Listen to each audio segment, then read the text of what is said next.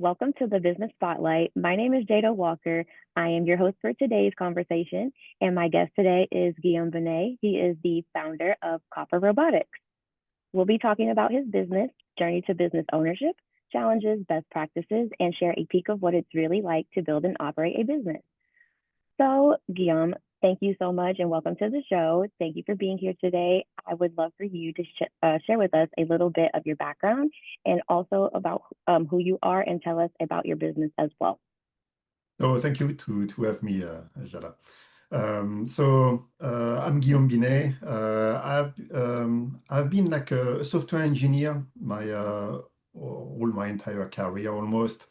But more recently, the last 10 years, I made a turn into robotics. And That's interesting because for me, robotics really represents what is important for me as a software developer. Meaning that when you are developing software, you want your software to be either used or actually act in the real world. And at the beginning, I did telecommunications. That was my way back in the days to actually do that. Actually, making a phone ring was actually some like an action that your software could do. But when I could jump into robotics, more precisely in autonomous vehicles, I was like, wait, my software can actually drive a car. That's absolutely incredible.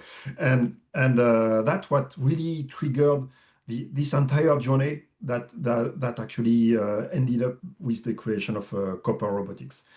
So I can deep dive a little bit into that last part of the journey, right? So I realized that robotics, especially like with like autonomous vehicles, we were like at the fringe of what was possible, right? Like you haven't seen Hmm. like autonomous vehicles like until recently, right? Like where you can actually take your Right. one and actually hail a car. So we were basically the kind of the avant-garde, like the people that were before the big wave that is robotics today. And I learned a lot from that wave.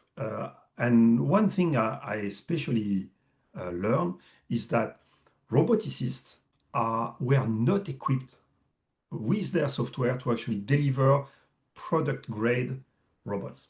And that's the seed of what Copper Robotics is, right?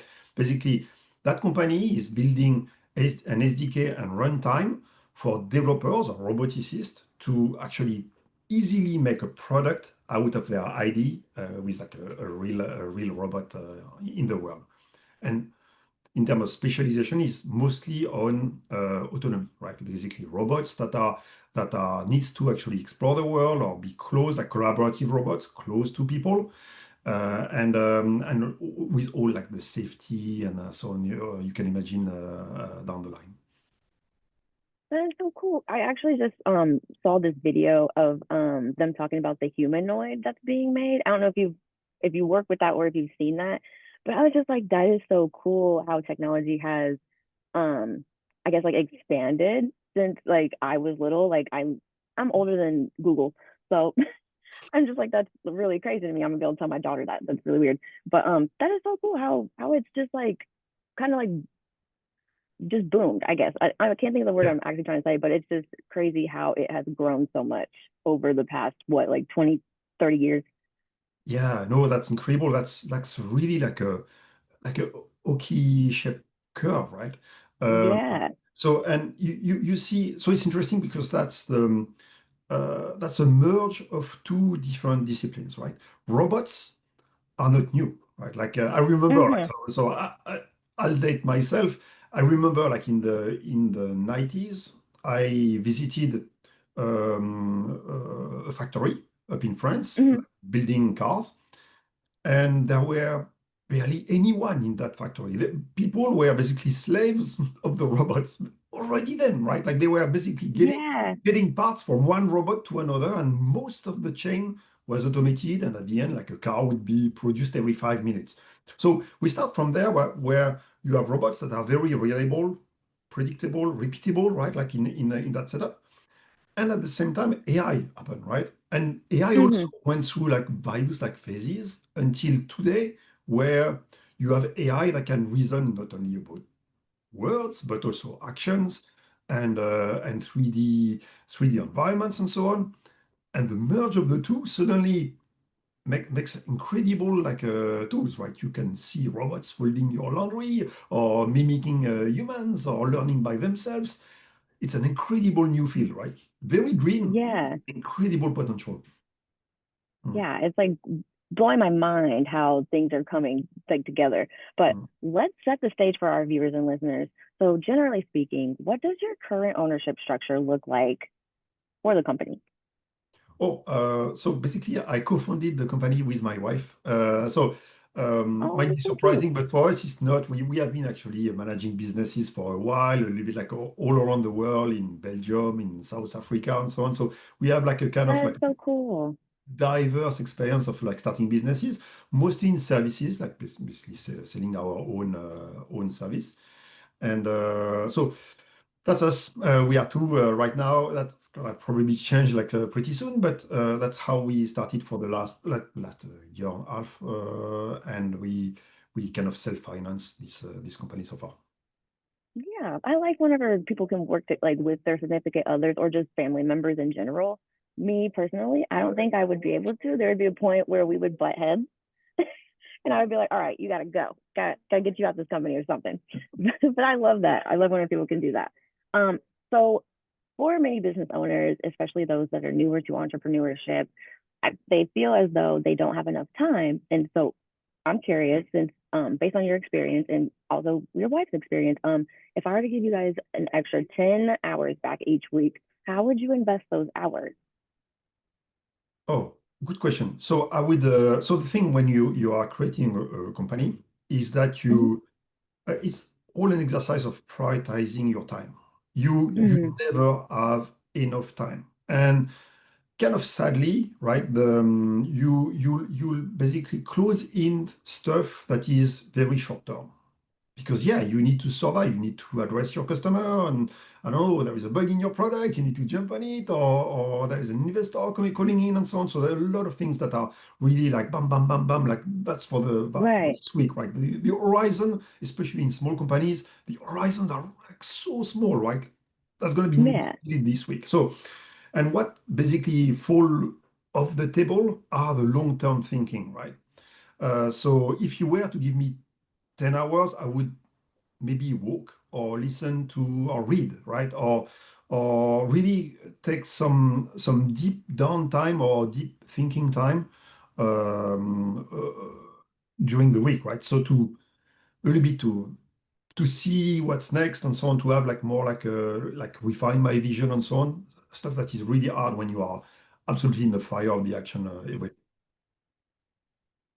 I like that. Yeah, because I always feel like people they're just always like on the go, go, go. It's like Mhm. no one takes time to just sit back and like look at what is in front of them. So I like that. That's really cool. Okay, so why did you choose to go into business for yourself as opposed to going to work for someone else? As opposed to, sorry. As opposed to working for someone else. I'm so sorry. Oh, that's a very good question, right? So there are it's a trade-off, right? Like when you're an employee versus like an owner of a business, and one or the other actually don't match. It depends on your personality, right? I know Mm-hmm. people that they would not be able, they know in their like in their deep inner selves, they won't be able to be employees, right? Like they cannot be bossed around. They teach their way or the highway, or they have this kind of like really kind of a very free thinkers type of people, right?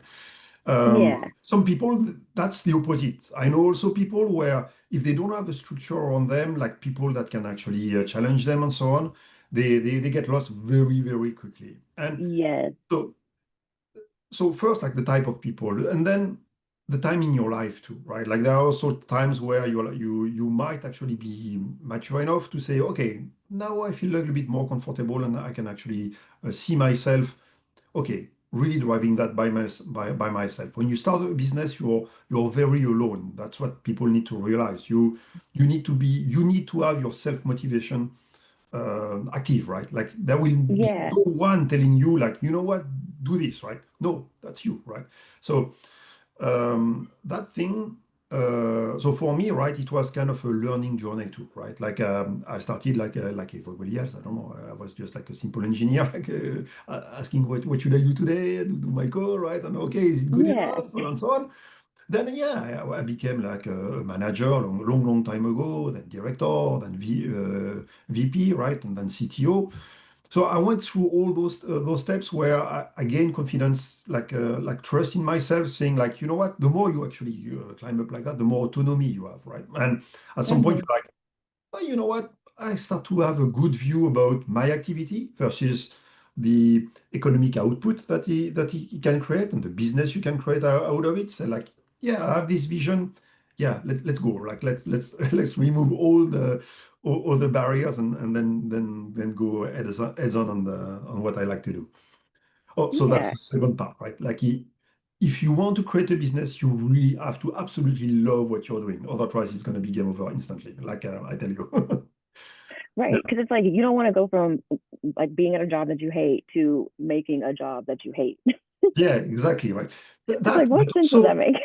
yeah, but it comes back also to the thing I was mentioning in terms of motivation, right? Like you need to find somewhere like your light, like saying like the morning you wake up and you're like, oh yeah, I want my product to do this because you love your product and you love what people are doing with it. And the more people use that, you kind of fuel your enthusiasm and keep you going because you have to realize that there is a lot of obstacles, like creating a company. You'll get hit like all the time. So if you don't have a Yeah. strong pull from yourself, you that's going to be really hard. Mm. Yeah. No, I like how you mentioned all of that.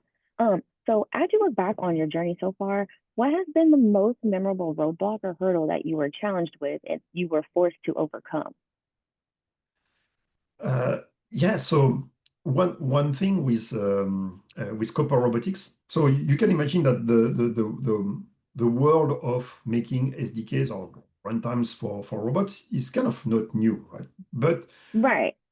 there are things that do exist, like it's called ROS, for example. There is like a very well-known SDK for people that don't know robotics. It's okay. It's just like, let's say, like a huge ecosystem of things, companies contributing components and open source type of components and contributions that makes like an entire ecosystem.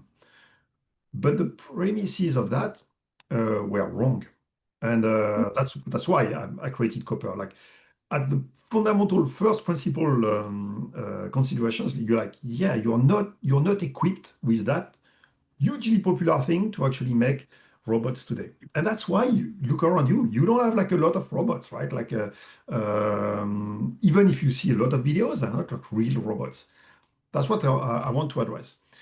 But imagine you have a huge incumbent there, right? So myself Hmm. coming in with my product saying, you know what, don't use the thing that everybody uses, use my thing.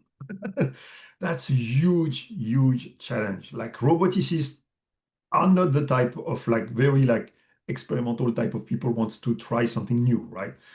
They Right, are not right. really early adopters. They already have so many issues with their robot. They don't want to add like, oh, now I picked like this random dude up in Texas Right. They're like, I framework, just right? tried this. Why do I want to try this one? Is it the same? Like, Yeah.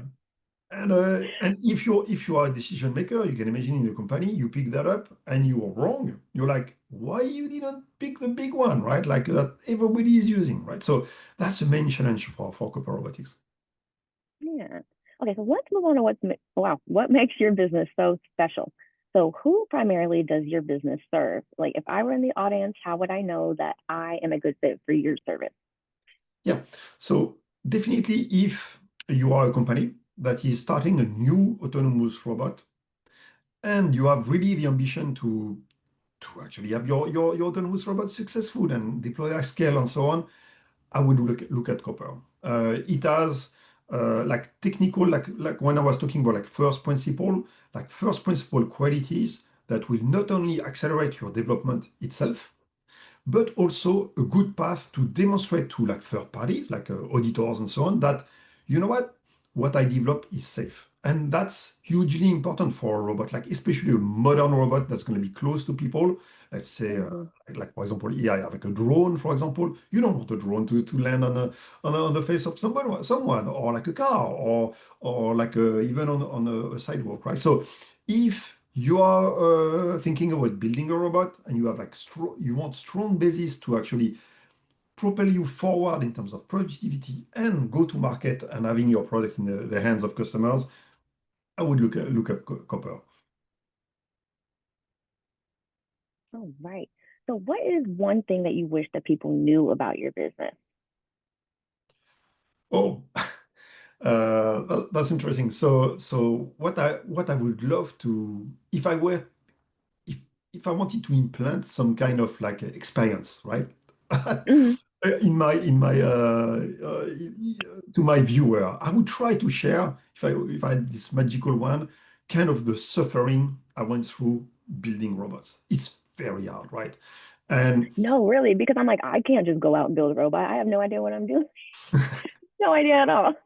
but the thing is, like, what is the worst is that, for example, I remember Argo AI. So I was one of the first employee of that company. We grew this company, so it's an autonomous driving company.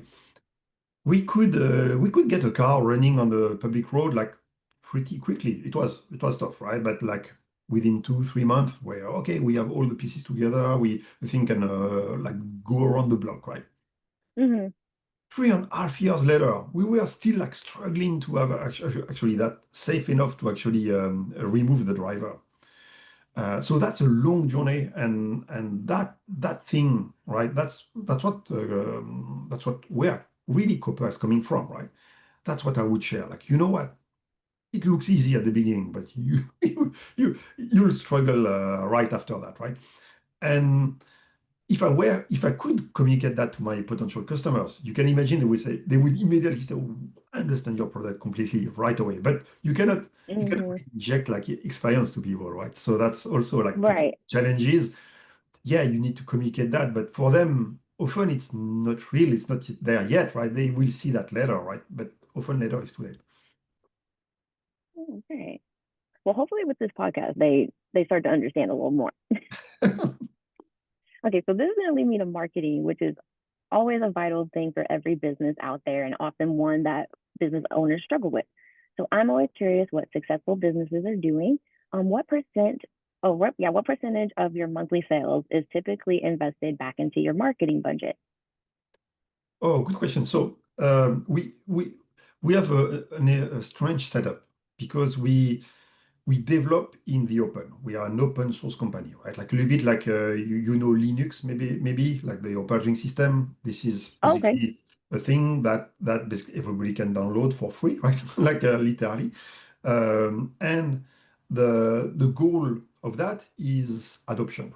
Okay. So basically two phase, right? You get like a huge adoption first, and then from there on, you can actually get like use and resell services, components, and so on back at the tail of this. So in terms of marketing, it's actually cool. It's all about community, right? You need to actually Mm-hmm. invest yourself, communicate your product to potential users that are part of the community, either the language itself, which is called Rust, or the roboticist company. So we go to at IEEE, probably know the bigger engineering organization. They have like a big conference, for example, and we organize a workshop there for robotics in that setup.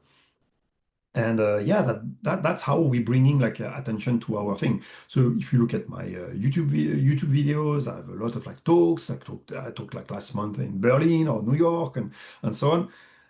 And that's the way we do that. So it's pretty lean because I just pay like basically my time and a flight ticket, right? But that's very efficient because then people know you and the people start to talk about what you're doing. So there is this kind of like Right. So it's network like effect. almost like word of mouth, Exactly. basically. I'm like, I can't speak today. Wow, it's definitely Monday. Goodness gracious. I'm like, my words are just not coming out how I'm thinking that they are. All right. Well, We will move on. So what do you think is the number one marketing strategy that has brought you the most business? Do you think it would be word of mouth and like going to these conferences? Yeah, definitely the viral effect. We have like specialized, like for example, tech sites like Hacker News and so on. They think like technologically speaking is pretty sexy. So it's easy for us to, okay, we have a new feature, we put that there, and that generates a lot of traffic and potential Nice. users to our things. And LinkedIn has actually be also a good way to touch people that are more like in the business side or like a decision side. That's how we got, I don't know, car manufacturers and so on interested by our product. Nice. Okay.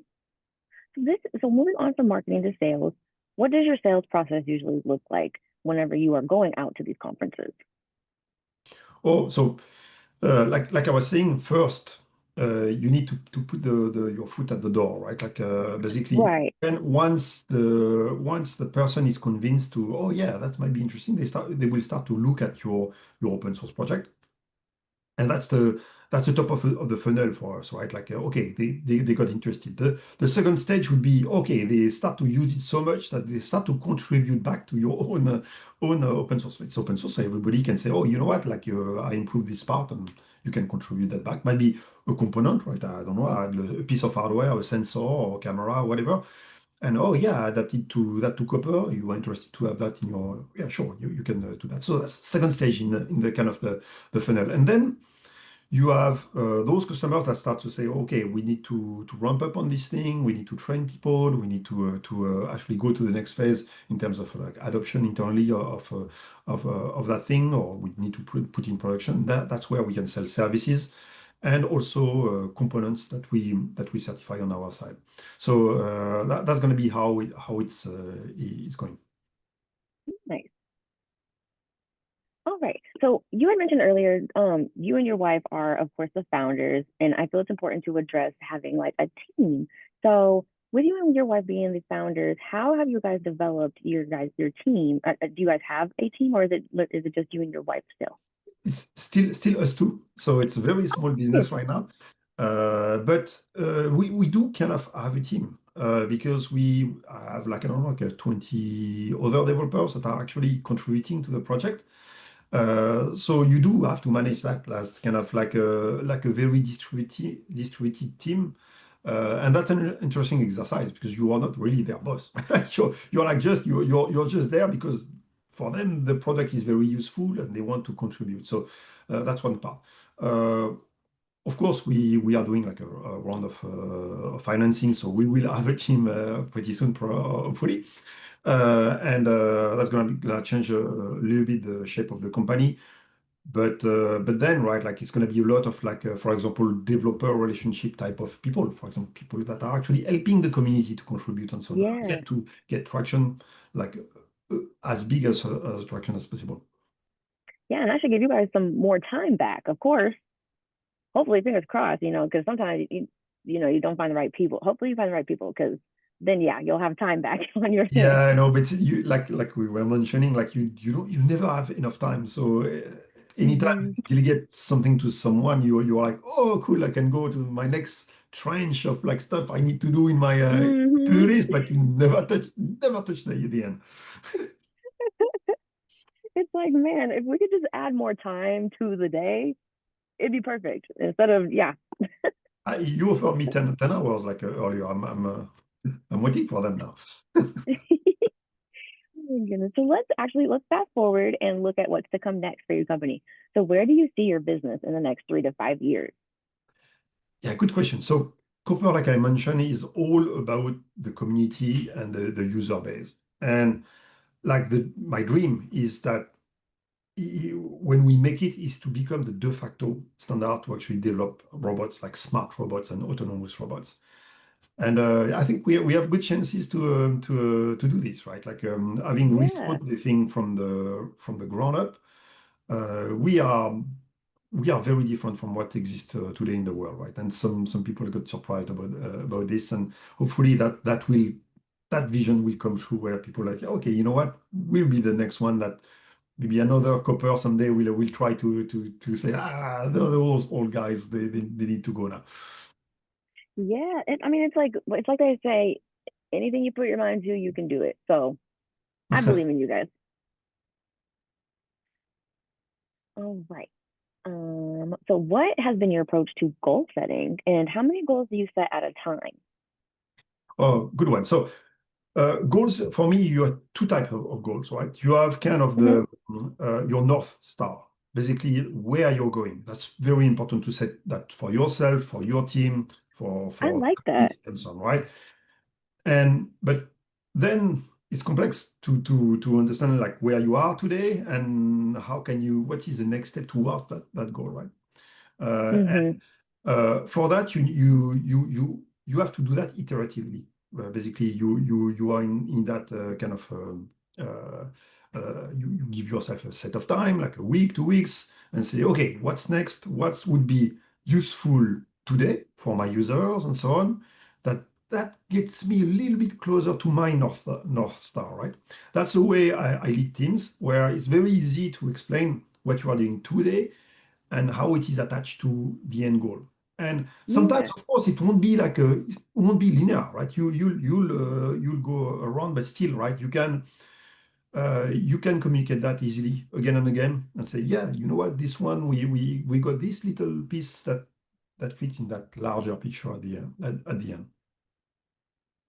I like your I guess I would say it's like an analogy how you said like it's the North Star. I like that. I've never heard it like that. It makes it almost more meaningful, I feel like. Or it makes you like actually want to go after the goal. Like, I like that. I'm gonna start using that so that in my mind I actually get my goals done. I love that. Okay, so you have had a really interesting story. As we wrap up, I do have a few rapid fire questions. Are you ready for those? I'm born ready. Awesome. Okay. What is the key to success for you? Passion. Passion is key to success. You'll do everything is possible if you're absolutely passionate about what you're doing. I love that. What is one piece of advice for other business owners? Never give up. That's the hardest part. It's gonna be really hard. You'll get hit like all the time, but you know what? It's worth it. All right. Do you have a book or podcast that you're currently reading or listening to right now? Uh, yes, I've Paul Warburg. He's doing so he give me like this little pause, right? He's doing more like a kind of like geopolitical type of talking, and I like the way not only how he talks, so I can learn a lot, but the way he thinks, right? How he structures ideas and so on. And for me as a leader, I like that. I like to, even if it is not my domain at all, right? It helps me kind of Hmm. relate and help me think a different way and see like actually those North Stars and explaining them very well. I like that. I'll definitely have to check that out. Okay, so this is going to be a little fun question. If you had a bit of magic dust and you could choose one spot in your business to sprinkle it, where would it be? Um, oh yeah, I would definitely yeah, I would definitely basically make a conference out of my product. That would be a magical thing. Like I would the day I tick that I would see success. Saying like I have enough people to actually come back that are interested, and we can talk about it. And as a community, we were big enough to actually have a conference about copper, like a CopperCon. I love that. Okay, so before we get to the final question of the day, will you please share with our audience how they can follow you and learn more and contact you? Of course, so my main point of contact is LinkedIn. That's where I do most of my business and my networking. And yeah, you'll find me very easily. You just search my name and you'll find me instantly. Awesome. Okay, well, we've come to that final question of the day, and it is, what is most inspiring to you today? Um, for me, this AI with robots are absolutely stunning, right? Like, and it's I mean, you can imagine myself when I was young, like the Turing test was something that was not possible to attain. So the Turing test is basically you have a synthetic being, like an algorithm, you talk to Mm-hmm. them, and it's going to be really hard to say, oh, is this a real person or not? We can see pictures now. Like you have pictures that you don't know if they are real or not. It's incredible. And what is inspiring is that, okay, we made this huge step, but we are like, what's next? And that's a beauty, right? It means like there is still a lot of work, a lot of opportunity, and I find that exciting. I mean, as like even for the human race in general, right? Like, damn, what's Yeah. next, right? Because After I'm that. like, AI has like changed my life. I was one of those people, I wasn't trying to get on the AI train. I think I've told a couple of people this because they were in that business, but I was like, yeah, I was trying to avoid it. And then someone told me that it was helping him with work. And he was like, yeah, I'm getting my stuff done way faster. I have more time, blah, blah, blah. So then I was like, oh, okay, let me check it out. And then I'm like, okay, I'm fully on board now. Like, bring it on. Yeah, but it has drawbacks and so on. So yeah, it's not the end of the story what we have today, not at all, right? So it's again, it's really interesting to see. Yeah, We'll talk back to that era for a long, long time now. Hmm. yeah. Well, thank you so much. I say this has been a great conversation. I have really enjoyed hearing your story. So again, like I said, thank you so much for sharing. No, thank you so And much for having me. yeah, and of course, I encourage all of you who are watching to save the show and come back later and watch it again so that you can get notifications every time a new conversation drops, just like this one. Thank you, everyone who joined us today, and a special thank you to you for being here with us today. We really appreciate it. Thank you so much.